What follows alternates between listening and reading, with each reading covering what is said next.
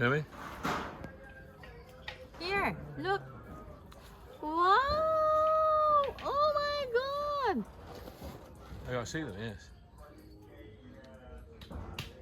And here, small ones, baby ones. Samba. I lost them. There's no spray, but there's no bugs. Luckily. That's good. That's good, So yeah. good location then, yeah? Ronnie's found a good spot for it. This land. Alam mo mga Ronnie, parang itong niyog mo, oh, nagtubungan na.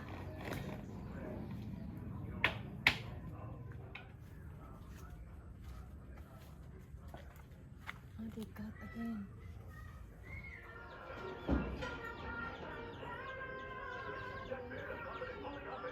They learn quickly about when there's the food coming. Proven 因為有 alpha, beta at gamma mangosteen. May seal of quality excellence spa with proper diet and exercise. And next week. So today is the 29th of the 10th, so that makes it 40 days since Tatai's passing away. As you recall, in September that happened. We had, yes Rufus, yes by the way. So today is 40 days, and there's a tradition that's kind of half Roman Catholic, because it doesn't happen in all Roman Catholic countries. It happens here, so it's partly cultural for the Philippines as well as being something that happens. 40 days is recognized in Catholic, in the Catholic religion, but it tends to be dealt with slightly differently in different countries. That's what I meant when I was saying about it's not quite the same. Every country is different, how they handle their departing, and how the religion works. So why 40 days? Well, in the Catholic faith, a body undergoes a journey after death. The soul kind of remains on earth for a period of 40 days before it goes to wherever it's going on its its final journey, whether it's going to heaven, purgatory, or hell, as they say. Definitely, I think Tatai is going to heaven. There's no doubt about that, and I can see that he's going to be with Nanai from today.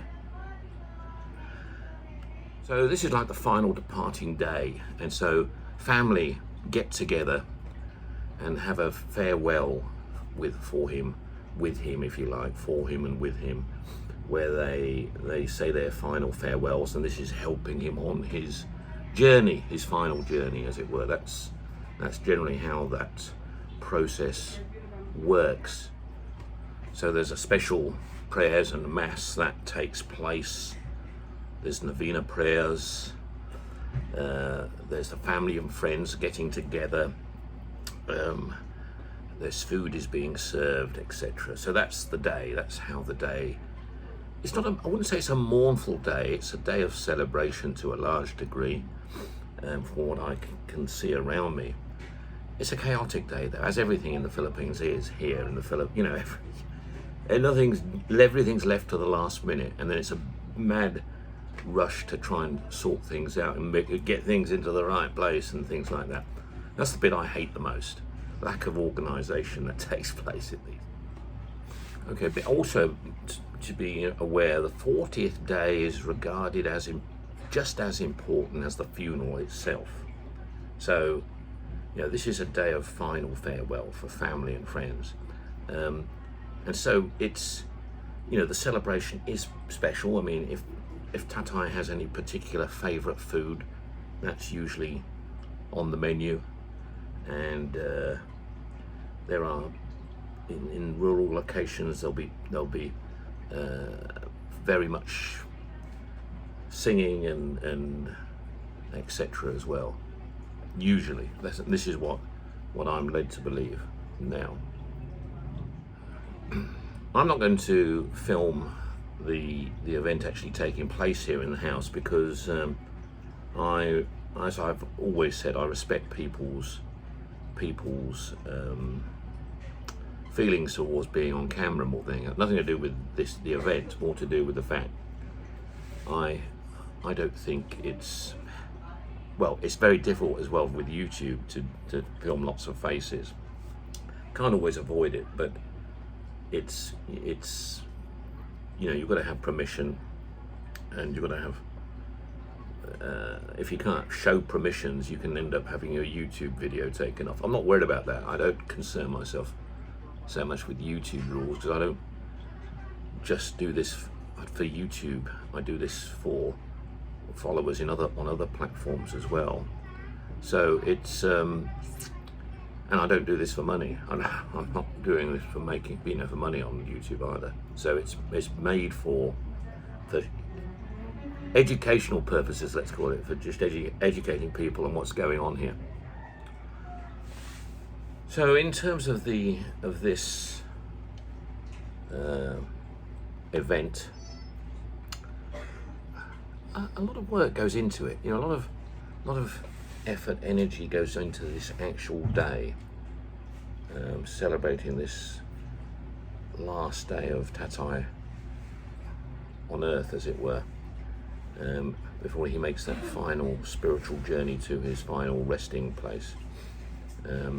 It's taken very seriously. You know, it is a very serious event that takes place. So people are very committed in this area to ensure it goes off well. And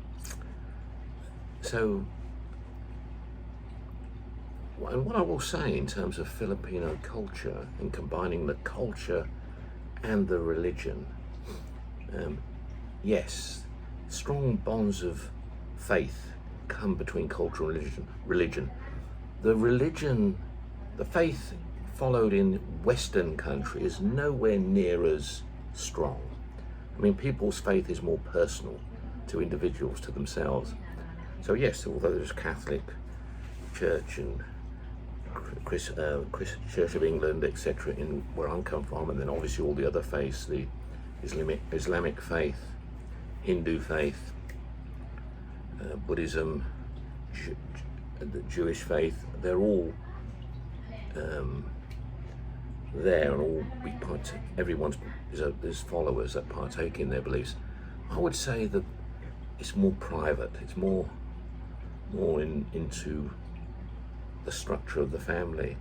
So the situations are not where all neighbours are involved, of course, because it's basically only one faith being recognised in this country to a large degree. I mean, the Philippines is over 95% Roman Catholic, so it does have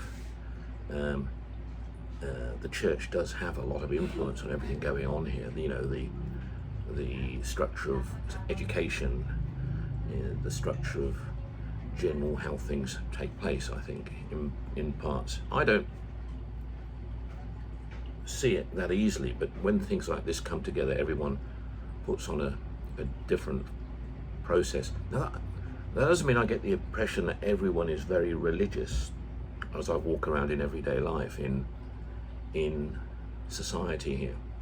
No, it's not that I detect high levels of religion in the country, like it would be in the old days. No, but there is still very much a respect for religion. Hey, Iz doesn't like it, do you, Iz? Iz is more uncomfortable with all this commotion going on. Yes, aren't you? Yes. The native chicken, okay, raised by a foreigner, by an Englishman. Our free range or native chicken. Free range or native chicken? Raised by an Englishman. Okay. Raised by an English. But you can tell that it's corn fed. Look at the color. I can see it looks good. Yeah, it looks very good. It does look good. Okay, what I just want to check is it's not George, because George. Because one thing about catching chickens, free-range chickens, is you can only really do it at night when they're more docile.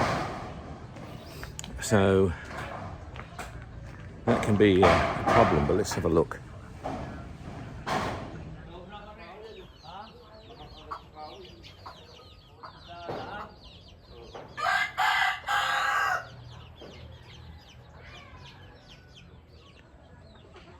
George is still there. We're killing off his opposition at the moment. So, yeah, I was very insistent when they were in the dark running around here with torches. Whatever you do, guys, don't nab George.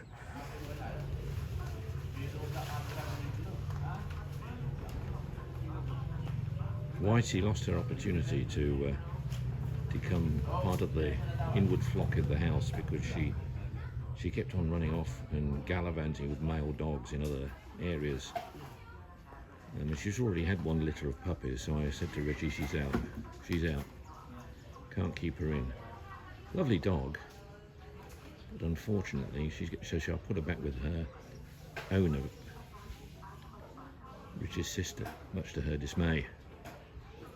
But she needs to take control, so she's a little bit sad at the moment.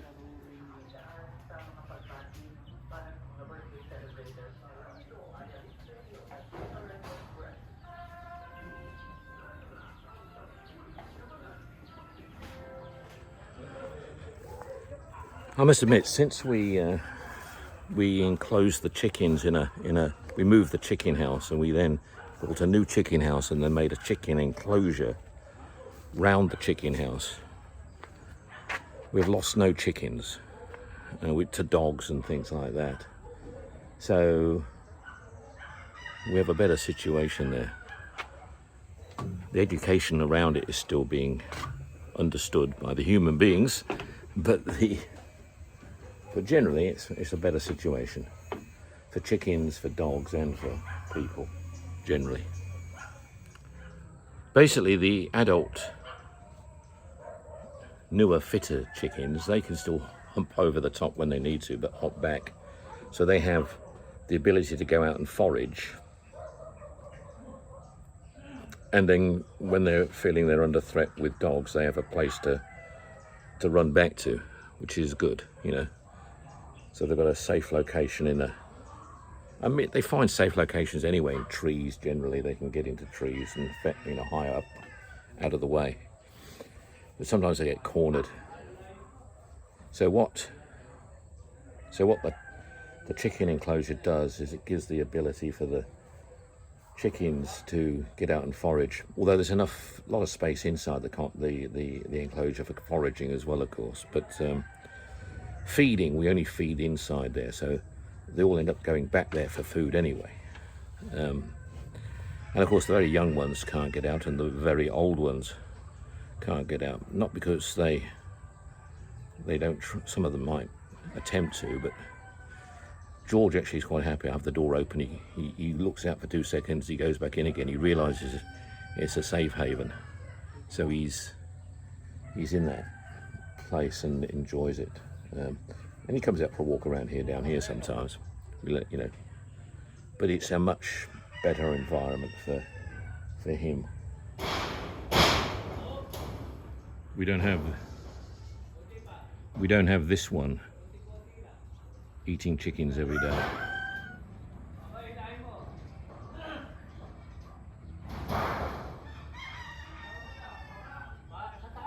Chris and his team are working today despite being the 40th day. He wants to press on and get work done, and he'll just come in the end of the week when family arrive.